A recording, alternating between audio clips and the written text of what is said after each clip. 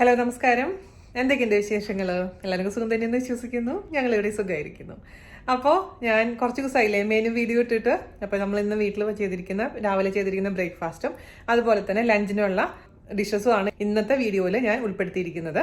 അപ്പോൾ രാത്രിയത്തെ കാര്യങ്ങളായിട്ടില്ല, അതുകൊണ്ടാണ് ഞാൻ രാത്രിയത്തെ ഡിന്നറിനെ പറ്റി പറയാതിരുന്നത് കേട്ടോ. അപ്പോൾ അടുത്ത മെനുവിൽ തീർച്ചയായിട്ടും രാത്രിയിലത്തെ ഡിന്നറിനെ പറ്റിയും ഞാൻ ഇൻക്ലൂഡ് ചെയ്യാം. അതുപോലെ തന്നെ ഞാൻ കഴിഞ്ഞ ദിവസം പോസ്റ്റ് ചെയ്തിട്ടുണ്ടായിരുന്ന കുംപാവ് ചിക്കൻ ഒരുപാട് പേര് കണ്ടിട്ടില്ല. എനിക്ക് തോന്നുന്നു കുംപാവ് ചിക്കനെ കുറിച്ച് ഒരുപാട് പേർക്ക് അറിയില്ല എന്ന് തോന്നുന്നത്. കാരണം ഒരുപാട് മെസ്സേജ് എനിക്ക് വന്നിട്ടുണ്ടായിരുന്നു ഇൻസ്റ്റാഗ്രാമിലൊക്കെ, ചേച്ചി ഞങ്ങൾ ആദ്യമായിട്ടാണ് ഈ പേര് കേൾക്കുന്നതെന്നൊക്കെ പറഞ്ഞിട്ട്. അപ്പോൾ എന്തായാലും ഒരു സൂപ്പർ ഈസി ആയിട്ടുള്ള ഒരു ചിക്കൻ്റെ ഡിഷാണ്. നിങ്ങൾ എന്തായാലും തയ്യാറാക്കി നോക്കുക. പിന്നെ വേറെ നിങ്ങളുടെ അടുത്തൊരു കാര്യം ചോദിക്കാനുള്ളത്, എത്ര പേർക്ക് തോഫു എന്ന ഒരു സംഭവത്തിനെ പറ്റി അറിയാം? തോഫു എന്ന് പറഞ്ഞാൽ പേടിക്കൊന്നും വേണ്ട, നമ്മുടെ സോയാബീൻസ് വെച്ച് ചെയ്യുന്ന പനീർ പോലെ ഉണ്ടാക്കുന്ന ഒരു വിഭവമാണ്. അത് വെച്ചിട്ട് ഒരുപാട് ഡിഷസ് വീഗൻസിനും വെജിറ്റേറിയൻസിനും ഒക്കെ ഉപകാരപ്പെടുന്നതാണ്. അപ്പോൾ നിങ്ങൾക്ക് താല്പര്യം ഉണ്ടെങ്കിൽ എങ്ങനെയാണ് നമ്മുടെ തോഫു തയ്യാറാക്കാമെന്ന വീഡിയോ ഞാൻ പോസ്റ്റ് ചെയ്യാം. പക്ഷെ നിങ്ങൾ പറയണമെങ്കിൽ മാത്രമേ ഞാൻ ചെയ്യുള്ളൂ കേട്ടോ. അപ്പോൾ കമൻറ്റ് ഇടാൻ മറക്കരുത്, വേണമെങ്കിൽ ഞാനത് വീഡിയോ ആക്കാം.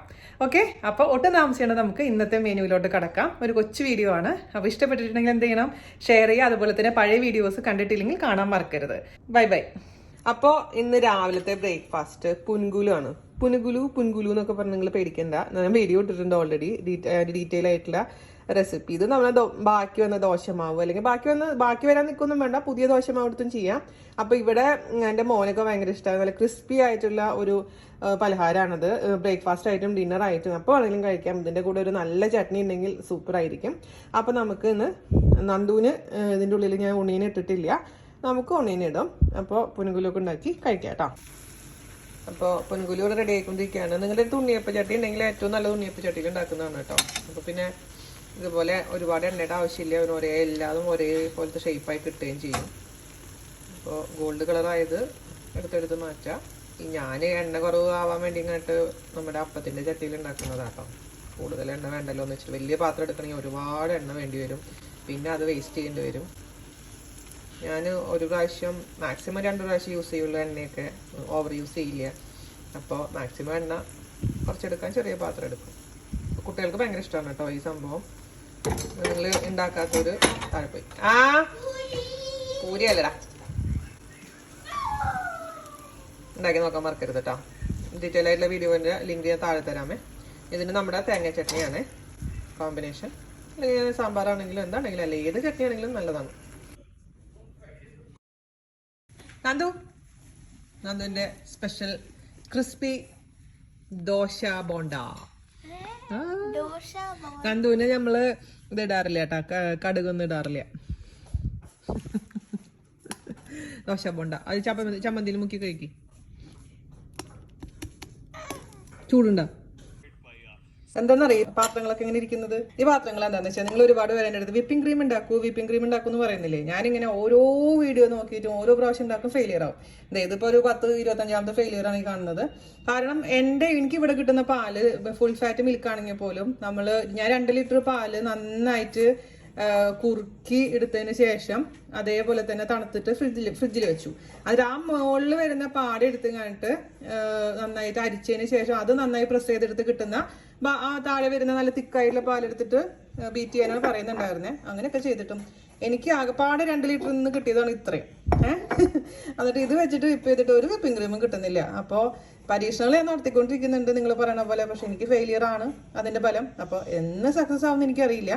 സക്സസ് എന്തെങ്കിലും ആവുമെങ്കിൽ ഞാൻ തീർച്ചയായിട്ടും വീഡിയോ ഇടാം, അല്ലെങ്കിൽ ആ വീഡിയോ പ്രതീക്ഷിക്കാൻ പറ്റില്ല. കാരണം നമ്മൾ ഒരാളെ പറ്റിച്ചിട്ട് വീഡിയോ ഇട്ടിട്ട് കാര്യമില്ലല്ലോ. കുറേ പറ്റിക്കൽസ് ആണ് കേട്ടോ. സീരിയസ്ലി നമ്മൾ എത്ര സാധനങ്ങൾ എന്ന് പറയാം വേസ്റ്റ് ആയി പോകുന്നത്. അപ്പോൾ അതിൻ്റെ ഒരു വലിയ ഇരയാണ് ഞാൻ. നിങ്ങൾക്ക് വേണ്ടിയിട്ട് ഞാൻ പരീക്ഷിക്കുന്നതാണ്. കാരണം ഓരോ റെസിപ്പിയും പരീക്ഷ നോക്കാണ്ട് നിങ്ങൾക്ക് കൊണ്ടുവരാൻ പറ്റില്ല. അപ്പോൾ ഇന്നത്തെ പരീക്ഷണം വളരെ സക്സസ്ഫുൾ ആയിട്ട് ഫെയിലിയർ ആയിട്ടുണ്ട്. അപ്പോൾ രാവിലത്തെ ബ്രേക്ക്ഫാസ്റ്റ് ഒക്കെ കഴിഞ്ഞു, സൂപ്പറായിരുന്നു. ഇനി നമുക്ക് ലഞ്ച് പ്രിപ്പറേഷൻ തുടങ്ങാം. അതിനുവേണ്ടി ഞാനിവിടെ നിന്ന് ചെയ്യുന്നത് പരിപ്പും നമ്മുടെ സ്വന്തം നാടൻ ചേമ്പിൻ തണ്ടും, അതായത് ചേമ്പിൻ താളും കൂടിയുള്ള കറിയാണ്. അത് വീഡിയോ ഓൾറെഡി പോസ്റ്റ് ചെയ്തിട്ടുണ്ട് കേട്ടോ. പക്ഷെ ഇന്ന് ഞാൻ കുറച്ച് പുളി ചേർക്കുന്നുണ്ട്, അത് മാത്രമേ വ്യത്യാസമുള്ളൂ. അപ്പോൾ അതിനുവേണ്ടി 2 ചേമ്പിൻ തണ്ട് നൈസാക്കി അരിഞ്ഞ് വെച്ചിട്ടുണ്ട്.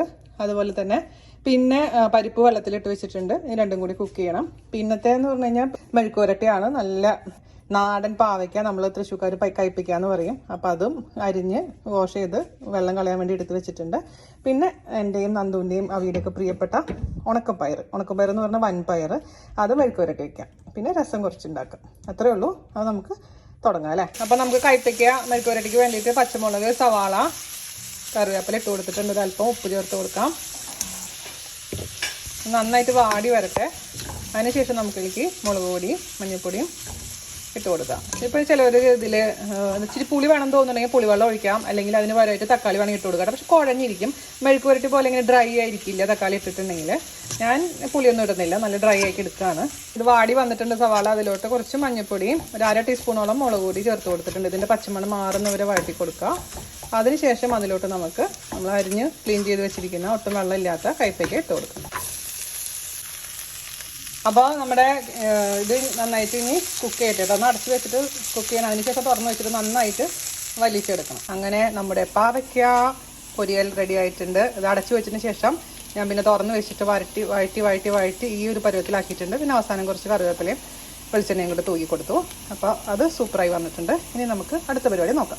1/2 ഗ്ലാസ് പരിപ്പ് വാഷ് ചെയ്ത് ഇട്ടിട്ടുണ്ട്. 1/4 ടീസ്പൂൺ മഞ്ഞൾപ്പൊടി, 1/2 ടീസ്പൂൺ മുളക് പൊടി, പിന്നെ വെള്ളം, ഉപ്പിട്ട് കൊടുക്കണം. അതുപോലെ തന്നെ ചേമ്പിൻ്റെ തണ്ടും ഇട്ട് കൊടുക്കുക. ഉപ്പ് ചേർത്ത് കൊടുക്കുക. കുറച്ചും കൂടെ വെള്ളം വെച്ചിട്ട് നന്നായിട്ട് വേവിച്ചെടുക്കണം. മീഡിയം ഫ്ലെയിമിൽ ഇട്ടതിന് ശേഷം 2 വിസിൽ കേട്ടോ. അപ്പോൾ നമ്മുടെ പരിപ്പും താളും വെന്തിട്ടുണ്ട്, നന്നായി കുക്കായിട്ടുണ്ട്. ഞാൻ ആ കുക്കറിൽ നിന്ന് പാത്രത്തിലോട്ട് മാറ്റിയിട്ടുണ്ട്. ഇതിലോട്ട് ഞാൻ കുറച്ച് പുളിവെള്ളം ഒഴിച്ചു കൊടുക്കാൻ പോവുകയാണ്. കാരണം നമ്മൾ ഇന്ന് ഉണ്ടാക്കുന്നതിൽ വേറെ പുളിയുള്ള കറികളൊന്നും ഇല്ലാത്ത കാരണം ഇതിലേക്ക് കുറച്ച് പുളിവെള്ളം ഒഴിക്കണം. നോർമലി ഞാൻ പുളി ഒഴിക്കാറില്ല ഈ കറിയിൽ, പക്ഷെ ഇന്ന് കുറച്ച് പുളിവെള്ളം ഒഴിക്കണം കേട്ടോ. അതിനുശേഷം നന്നായി തിളപ്പിക്കുക. പുളിവെള്ളം ഒഴിച്ചതിന് ശേഷം നന്നായി തിളച്ചിട്ടുണ്ട് കേട്ടോ. നമുക്ക് ഇനി ഇതിലോട്ട് കുറച്ച് തേങ്ങ അരച്ചത് ചേർത്ത് കൊടുക്കാം. ഞാൻ വെറുതെ തേങ്ങ മാത്രമേ അരച്ചിട്ടുള്ളൂ. വേണമെന്നുണ്ടെങ്കിൽ നിങ്ങൾക്ക് അതിൽ കുറച്ച് ജീരകം ഇട്ടിട്ട് അരയ്ക്കാം, പക്ഷേ ഡിപ്പെൻസ്. അപ്പോൾ അതിലേക്ക് തേങ്ങ അരച്ച് ചേർക്കട്ടെ കേട്ടോ. ചേർത്ത് കൊടുത്തിട്ടുണ്ട്. ഇത് 2 മിനിറ്റ് തിളച്ചതിന് ശേഷം നമുക്ക് കടുക്, വറ്റൽമുളക്, കറിവേപ്പില താളിച്ച് ചേർക്കാം. അപ്പോൾ കാച്ചി ഒഴിച്ചിട്ടുണ്ട്. അതവിടെ ഇരുന്നോട്ട് അടച്ച് വെച്ചിട്ടുണ്ടെങ്കിൽ കുറച്ചും കൂടെ ഫ്ലേവറൊക്കെ നന്നായി ഇറങ്ങിക്കോളും. ഇനി നമുക്ക് ഉണക്കപ്പയർ കാച്ചാം. പയർ കാച്ചാൻ വേണ്ടിയിട്ട് ഞാനൊരു 10 ചെറിയുള്ളി നൈസൊക്കെ അരിഞ്ഞിട്ടുണ്ട്, കറിവേപ്പില ഇട്ടിട്ടുണ്ട്. അതിലേക്ക് അല്പം ഉപ്പ് ചേർത്ത് കൊടുക്കാം. പയറിന് ടേസ്റ്റ് ചെയ്ത് നോക്കിയപ്പോൾ ഉപ്പ് കുറവായിരുന്നു. അങ്ങനെ ചെയ്തോളൂ കേട്ടോ. പയർ ഉപ്പ് കുറവാണെന്നുണ്ടെങ്കിൽ ഈ സമയത്ത് ഉപ്പ് ചേർത്ത് കൊടുക്കാൻ മറക്കരുത്. അല്ലെങ്കിൽ പിന്നെ ആ പയറിലോട്ട് ഇട്ടുന്നതിന് ഉപ്പ് പിടിക്കില്ല. ഇതൊരു ചെറിയ ഗോൾഡ് കളർ ആവുന്നവരെ വാട്ടി കൊടുക്കാം. അപ്പോൾ അതിലേക്ക് 1 ടേബിൾ സ്പൂൺ മുളക് ചതച്ചിട്ട് കൊടുത്തിട്ടുണ്ട്. മുളക് ചതച്ചില്ലെങ്കിൽ മുളക് പൊടി ഉപയോഗിക്കാം കേട്ടോ. നന്നായിട്ട് പച്ചമണം മാറുന്നവരെ വാട്ടി കൊടുക്കുക. അതിനുശേഷം വേവിച്ച് വെച്ചിരിക്കുന്ന പയറിട്ട് കൊടുക്കാം. ഇനി ഇത് നമുക്ക് നന്നായിട്ടങ്ങ് വെള്ളം വറ്റിച്ചെടുക്കുക. ടേസ്റ്റ് നോക്കിയിട്ട് ഉപ്പ് കുറവാണെന്നുണ്ടെങ്കിൽ എക്സ്ട്രാ ചേർത്ത് കൊടുക്കുക. അവസാനം കറിവേപ്പിലയും വെളിച്ചെണ്ണയും കൂടെ ഒഴിച്ചങ്ങ് മിക്സ് ചെയ്ത് എടുത്ത് വയ്ക്കാം. ലഞ്ച് റെഡി ആയിട്ടുണ്ട്. പരിപ്പ് കറി, പരിപ്പ് ദാൽ കറി, പയറ് മെഴുക്ക് പുരട്ടി, അതുപോലെ തന്നെ ജാൻ്റെ പ്രിയപ്പെട്ട പാവയ്ക്ക മെഴുക്ക് പുരട്ടി, പിന്നെ എൻ്റെ പ്രിയപ്പെട്ട ഇഞ്ചിക്കറി, ഇഞ്ചിപ്പുളി. അപ്പോൾ ഇതാണ് ഇന്നത്തെ ലഞ്ച്. എല്ലാവർക്കും ഇഷ്ടപ്പെട്ടെന്ന് വിശ്വസിക്കുന്നു. എല്ലാവരും തയ്യാറാക്കി നോക്കുക. അപ്പം നമ്മുടെ കയ്യിലുള്ള ഏതെങ്കിലും ഐറ്റംസ്, ഇപ്പോൾ എല്ലാം എല്ലാവരുടെ കയ്യിൽ ഉണ്ടാവില്ല അല്ലേ. അപ്പോൾ കോമ്പിനേഷൻസ് എന്ന് പറയുമ്പോൾ നമ്മുടെ വീട്ടിലുള്ളതനുസരിച്ച് ചെയ്തോളൂ. അപ്പോൾ ഇപ്പോൾ ഇത് 6ാമത്തെ മെനു വീഡിയോ ആണ്. പക്ഷേ ഈ സീസണിന് മുൻപായിട്ട് ഞാൻ 2 മെനു ഓൾറെഡി പോസ്റ്റ് ചെയ്തിട്ടുണ്ട്. അതിൻ്റെ ലിങ്ക് ഞാൻ താഴെ തരാം കേട്ടോ. അപ്പോൾ അങ്ങനെ പറയുകയാണെങ്കിൽ 8 മെനു വീഡിയോ ഞാൻ ഓൾറെഡി പോസ്റ്റ് ചെയ്തിട്ടുണ്ട്. അപ്പോൾ എല്ലാവർക്കും ഇഷ്ടപ്പെട്ടെന്ന് വിശ്വസിക്കുന്നു. രാവിലത്തെ ബ്രേക്ക്ഫാസ്റ്റും ഉച്ചക്കയിലത്തെ ലഞ്ചും ഇതേപോലെ നോക്കി തയ്യാറാക്കിയിട്ട് അഭിപ്രായം പറയാൻ മറക്കരുത്. വീഡിയോ ഇഷ്ടമായിട്ടുണ്ടെങ്കിൽ എന്ത് ചെയ്യണം? ഷെയർ ചെയ്യുക, നമ്മളിന്ന് സപ്പോർട്ട് ചെയ്യുക. ഓക്കെ, അപ്പോൾ അടുത്ത വീഡിയോ ആയിട്ട് കാണുന്നവരെ നന്ദി, നമസ്കാരം. താങ്ക്